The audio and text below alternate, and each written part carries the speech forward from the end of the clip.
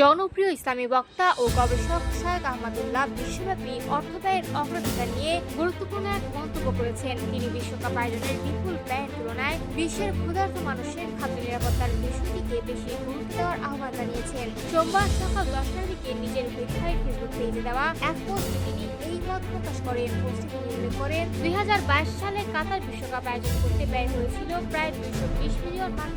অন্যদিকে জাতিসংঘের বিশ্ব খাদ্য কর্মসূচি WFP'র নির্বাহী পরিচালক ডেভিড ক্রিস্টি জানিয়েছেন, মাত্র $40 মিলিয়ন ব্যয় করলে প্রতি বছর পৃথিবীর প্রায় 82 কোটি 80 লাখ ক্ষুধার্ত মানুষের খাদ্য চাহিদা পূরণ করা সম্ভব। এই পরিসংখ্যান তুলে ধরে শায়েখ আহমদুল্লাহ বলেন, একদিকে যখন কোটি কোটি মানুষ প্রতিদিন খাদ্যের অভাবে কষ্ট পাচ্ছে, তখন অন্যদিকে একটি খেলাধুলার আয়োজনকে কেন্দ্র করে বিশ্বজুড়ে বিপুল অর্থ ব্যয়ের প্রতিযোগিতা চলছে। তিনি আরো মন্তব্য করেন, এই ধরনের বৈশ্বিক অগ্রাধিকার আমাদের মানবিক মূল্যবোধ নিয়ে প্রশ্ন তোলে।